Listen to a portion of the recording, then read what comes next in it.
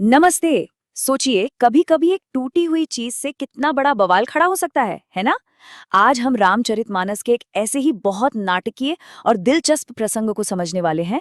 राम लक्ष्मण परशुराम संवाद। और यकीन मानिए, ये सिर्फ एक बातचीत नहीं थी।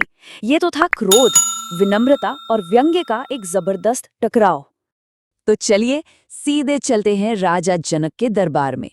माहौल एकदम जश्न का है। सीता जी का स्वयंवर चल रहा है। और जानते हैं क्या हुआ है? अभी अभी एक चमत्कार हुआ है। श्री राम ने भगवान शिव का वो दिव्य धनुष तोड़ दिया है। सब बहुत खुश हैं, लेकिन इस जश्न के बीच एक बहुत बड़े तूफान के आने की आहट है।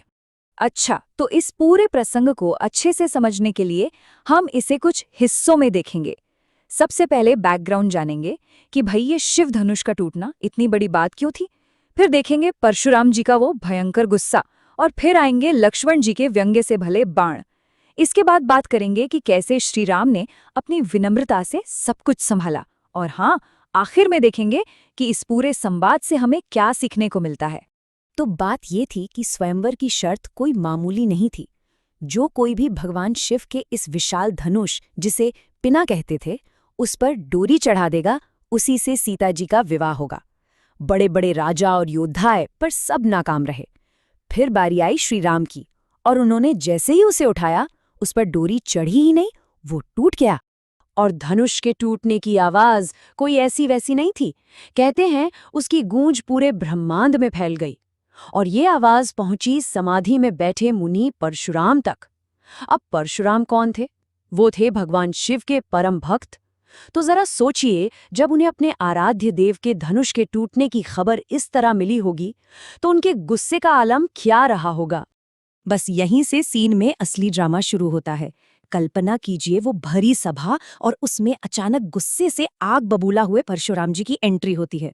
उनके आते ही वहां एकदम सन्नाटा छा जाता है, सब डर जाते हैं। अब देखते हैं कि उनका पहला रिएक्शन क्या होता है। परशुराम जी के इस विकराल रूप को देखकर श्री राम बहुत ही शांति और विनम्रता से आगे बढ़ते हैं। वो कहते हैं, हे नाथ, शिव जी के धनुष को तोड़ने वाला आपका ही कोई एक दास होगा। देखिए, राम जी यहाँ पर मामले को ठंडा करने की कितनी अच्छी कोशिश कर रहे हैं। पर क्या परशुराम जी पर इसका कोई असर हुआ? बिल्कुल नहीं। वो राम जी की इस विनम्रता भरी बात को सीधे सीधे खारिज कर देते हैं और गुस्से में कहते हैं, सेवक वो होता है जो सेवा का काम करे। जिसने ये धनुष तोड़ा है, उसने तो दुश्मनों वाला काम किया है। उसने तो मुझसे लड़ाई मोल ली है। अच्छा, इस संवाद में परशुराम जी के लिए एक शब्द इस्तेमाल हुआ है, भृगुकुल केतु। इसका मतलब है भृगु वंश की पताका, यानी उस वंश के सबसे बड़े योद्धा। तो ये शब्द ही अपने आप में बता देता है कि वो कितने शक्तिशाली थे और उनका गुस्सा कितना कितना खतरनाक हो सकता था। तो एक तरफ तो है श्री राम, जो एकदम शांत हैं, और दूसरी तरफ हैं उनके छोटे भाई लक्ष्मण। भाई, उनका तो अंदाज ही बिल्कुल अलग था। वो परशुराम जी के गुस्से का जवाब अपने तानों और तीखे लॉजिक से देते हैं, और इससे माहौल और भी ज्यादा गर्म हो जाता है। और लक्ष्मण जी की एंट्री कैसे होती है पता है? शब्दों से नहीं, बल्कि एक मुस्कुराहट से। परशुराम जी के इतने गुस्से भरे शब्द सुनकर वो हल्के से मुस्कुरा देते हैं, और बस उनकी यही एक मुस्कान आग में घी डालने का काम कर जाती है। परशुराम जी का गुस्सा और भड़क उठता है। इसके बाद तो भाई दोनों के बीच एक जबरदस्त बहस छिड़ जाती है। परशुराम अपना फरसा दिखाते हैं, धमकाते हैं, तो लक्ष्मण भी कहाँ चुप रहने वाले थे। वो निडर होकर जवाब देते हैं कि हम भी कोई कुम्हड़बतिया नहीं है। अच्छा, कुम्हड़बतिया का मतलब है कोई बहुत ही नाजुक चीज, जैसे छुई मुई का पौधा, कि जरा सी उंगली दिखाने से ही मुरझा जाए। मतलब वो साफ कह रहे थे कि हम आपकी धमकियों से डरने वाले नहीं हैं।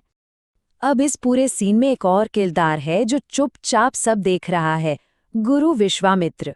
वो राम लक्ष्मण को लाए हैं। वो मन ही मन मुस्कुरा रहे हैं और सोच रहे हैं, मुनि को सब कुछ हरा ही हरा सूझ रहा है। इसका मतलब है कि परशुराम इन बालकों को कोई मामूली राजकुमार समझ रहे हैं। उनकी असली ताकत का तो उन्हें अंदाजा ही नहीं है। अब तक तो सिचुएशन बहुत बिगड़ चुकी थी। लक्ष्मण के जवाबों से परशुराम जी का गुस्सा कंट्रोल से बाहर हो रहा था। ऐसा लग रहा था कि अब कुछ बहुत बुरा हो जाएगा। और ठीक इसी वक्त श्री राम एक बार फिर आगे आते हैं मामले को संभालने के लिए। सोचिए, एक तरफ परशुराम जी का गुस्सा है जो आग की लपटों जैसा है। दूसरी तरफ लक्ष्मण है जिनके तेवर भी जरा भी ठंडे नहीं पड़े हैं। और इन दोनों के बीच में श्री राम खड़े हैं, एक शांति दूत की तरह जो इस आग को बुझाने की कोशिश कर रहे हैं। तुलसीदास जी ने यहाँ क्या कमाल की बात कही है। वो लिखते हैं कि लक्ष्मण के उत्तर परशुराम के गुस्से की आग में घी डालने जैसे थे, और इस आग को और भड़कता हुआ देखकर रघुकुल के सूर्य यानी श्री राम ने पानी की तरह ठंडे और शांत करने वाले शब्द कहे। कितनी खूबसूरत लाइनें हैं ना। तो सवाल ये है कि राम जी ने आखिर ऐसा कहा क्या? देखिए उनकी समझदारी। सबसे पहले उन्होंने गलती स्वीकार की, फिर उन्होंने परशुराम जी की ताकत और उनके महान वंश की तारीफ की, बहुत विनम्रता से माफी भी मांगी और एक बहुत जरूरी बात याद दिलाई कि ब्राह्मणों से लड़ा नहीं जाता, ये धर्म के विरुद्ध है। बस उनके इन शब्दों ने जैसे जादू कर दिया और परशुराम जी का गुस्सा एकदम शांत हो गया। तो ये जो इतना बड़ा टकराव हुआ, ये जो इतना बड़ा ड्रामा हुआ, इसके बाद आखिर हमें सीखने को क्या मिलता है? चलिए इस पूरे प्रसंग का जो सार है, जो उसकी सीख है, उस पर बात करते हैं। अगर हम इन तीनों किरदारों को देखें तो सबका स्वभाव कितना अलग है। परशुराम पूरी तरह गुस्से में हैं, उनके शब्द कठोर हैं। लक्ष्मण वो व्यंग्य का इस्तेमाल कर रहे हैं और श्रीराम वो पूरी तरह से विनम्रता और शांति का प्रतीक हैं। तीनों का बात करने का तरीका उनकी भावनाओं को साफ साफ दिखाता है। तो इस कहानी से हम अपनी जिंदगी के लिए भी 4 बहुत जरूरी बातें सीख सकते हैं।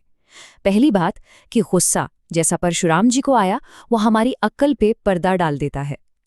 दूसरी, लक्ष्मण जी की तरह कभी-कभी ताने माहौल को और खराब कर सकते हैं।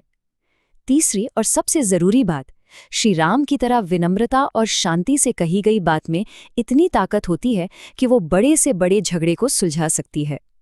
और चौथी बात, बड़ों का, गुरुओं का सम्मान करना सबसे ऊपर है। और आखिर में ये कहानी हमें एक बहुत ही दिलचस्प सवाल के साथ छोड़ जाती है। देखिए, सिचुएशन एक ही थी, पर राम और लक्ष्मण दोनों भाइयों का रिएक्शन कितना अलग था। राम ने शांति का रास्ता चुना तो लक्ष्मण ने तर्क और सीधे जवाब का। तो सोचने वाली बात यह है कि इन दोनों में से किसका तरीका ज्यादा सही था और क्यों? इस पर विचार जरूर कीजिएगा।